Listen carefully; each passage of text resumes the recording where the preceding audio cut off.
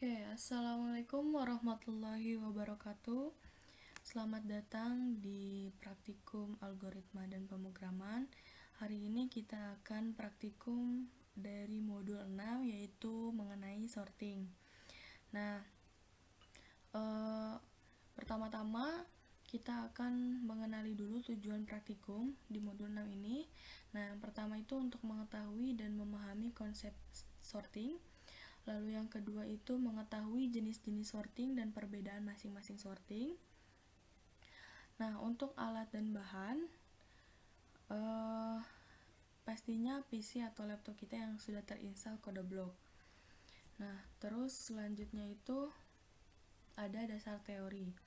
Nah, dasar teori dari sort ini, nah untuk sort di C, di bahasa C itu merupakan pengurutan data ya. Jadi konsep sorting dalam pemrograman bahasa C itu dapat mengubah pengurutan data acak.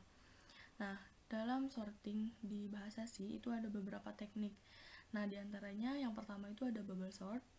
Nah, untuk bubble sort ini merupakan metode atau algoritma pengurutan dengan cara melakukan penukaran data yang tepat di sebelahnya secara terus-menerus sampai bisa dipastikan dalam satu iterasi tertentu hingga tidak ada lagi perubahan. Nah, di sini di sebelah kiri kalian bisa lihat ada proses dari bubble sort. Nah, kayak gimana? Nah, untuk tahap yang pertama itu di sini kita punya data array. Nah, dengan panjang data array-nya itu ada 5 ya. Nah, data yang pertama atau data yang ke-0 ini yaitu 3, itu akan dibandingkan dengan data sebelahnya ya, tepat sebelahnya di sini. Nah, yaitu data ke-1. Maka data ke-0 ini akan dibandingkan dengan data ke-1. Nah, dia lebih besar atau lebih kecil. Kalau misalnya dia lebih kecil, maka data ke-1 akan berpindah tempat ke data ke-0 seperti itu. Nah, berlaku selanjutnya data ke-1 akan dibandingkan dengan data kedua, data kedua akan dibandingkan dengan data ketiga, data ketiga akan dibandingkan dengan data keempat. Nah, ini adalah tahap pertama. Nah, untuk tahap yang kedua itu sama, kita ulangi lagi dari data ke-1 dibandingkan dengan data ke-0 akan dibandingkan dengan data ke-1, data 1 dengan data 2, data 2 dengan data 3, dan data 3 dengan data 4. Nah, terus kita urutkan lagi karena di sini ternyata masih belum terurut.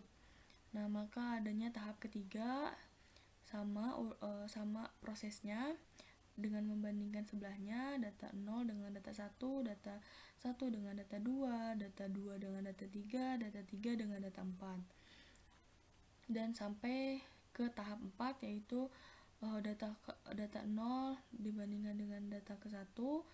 Ini sebenarnya terus ya. Jadi masih ada, cuman ternyata di data keempat di tahap keempat itu hanya ini saja yang ditukar. Nah, dan menghasilkan urutan yang memang sudah benar-benar terurut. Nah, selanjutnya itu ada insertion sort.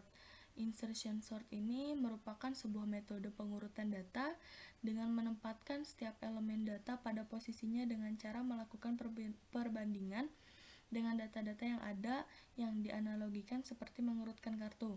Nah, jadi di sini kalau lihat di tahap 1, nah data ke-0 akan dibandingkan dengan data ke-1.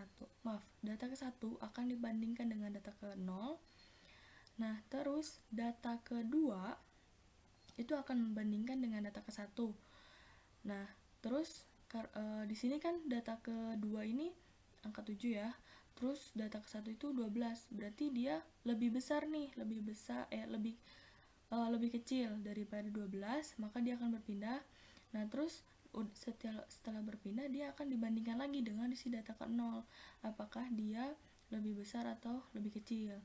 Nah, ternyata lebih besar, berarti dia ditempatkan di situ. Jadi sistemnya seperti ngegeser kayak pengurutan kartu aja kayak gitu ya. Nah, terus di sini di tahap ketiga juga sama.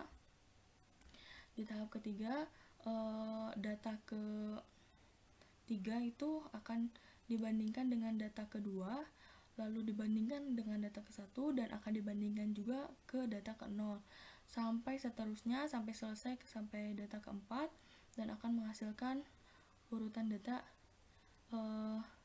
yang sudah terurut. Nah, terus yang ketiga itu ada selection sort. Nah, untuk selection sort ini dia merupakan kombinasi dari searching dan sorting yang mana algoritma pengurutannya ini secara berulang mencari item yang belum terurut dan mencari paling sedikit untuk dimasukkan ke dalam lokasi akhir. Nah, jadi kalau selection sort ini konsepnya itu, jadi ketika data 0 dibandingkan dengan data ke-1,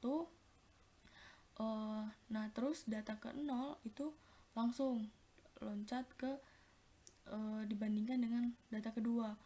Terus data ke-0 itu akan dibandingkan dengan data ketiga dan data ke-0 akan dibandingkan dengan data ke-4.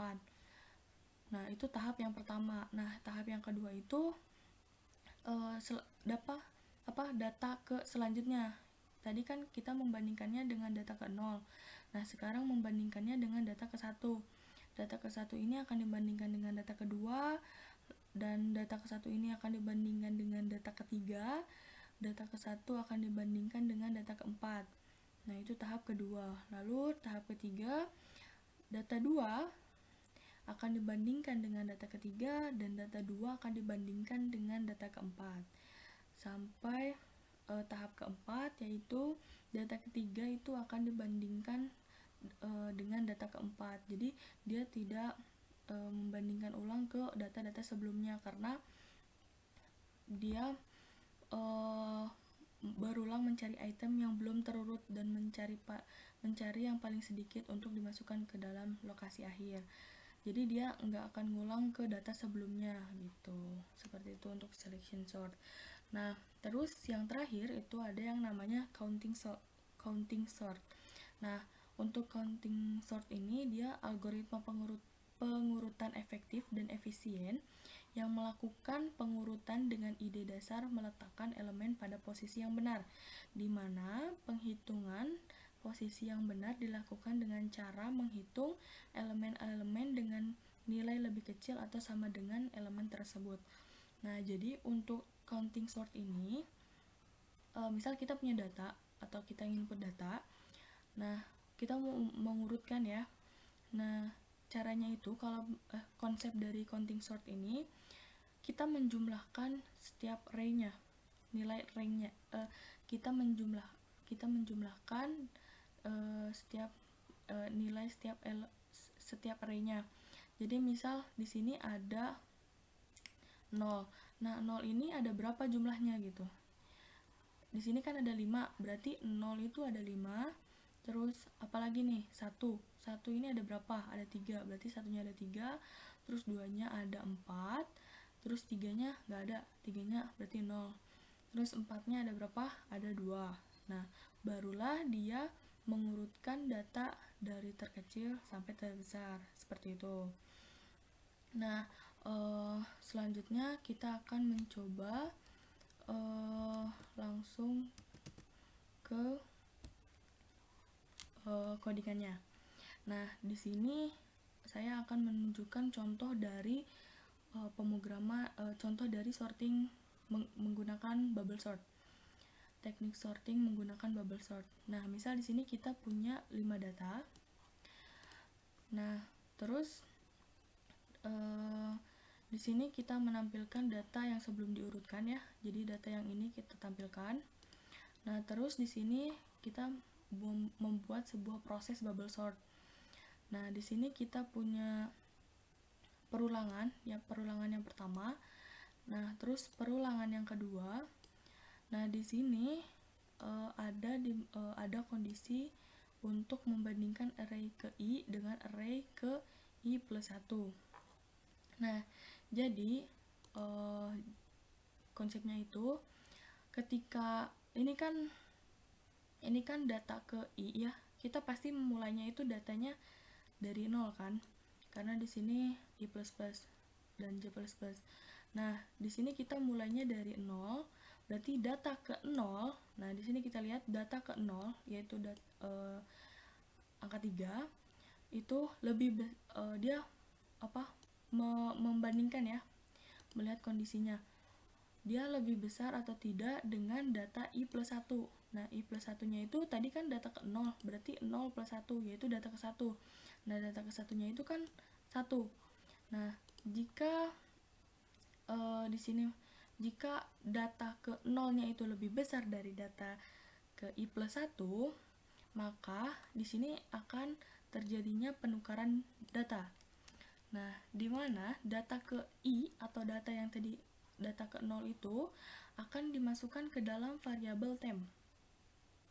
Nah, terus data yang tadi I+1 atau si 1 ini dia akan dipindahkan atau diinisialisasikan ke dalam variabel data ke I. Nah, terus data temp atau yang tadi yang bernilai 3 ini itu akan dimasukkan ke data I+1. Nah, jadi data ini tuh akan bertukar, nilainya tuh akan bertukar. Jadi yang tadinya 3 itu adalah milik data ke 0, sekarang menjadi data ke I+1 seperti itu. Dan 1 ini yang tadinya data I+1 akan berpindah menjadi data ke 0 seperti itu. Nah, itu akan berulang sampai memang datanya telah terurut seperti itu. Nah, kalau misalnya kita lihat hasilnya, oke, di sini data sebelum diurutkan itu 31872, sama ya kayak di sini. Maaf. Nah, sama kayak di sini data sebelum diurutkan. Nah, data setelah diurutkan ini 1 2 3 7 8 seperti itu. Oke. Sekian praktikum hari ini. Semoga lancar dengan praktikumnya. Selamat mengerjakan jurnal. Sampai ketemu di praktikum selanjutnya. Dadah.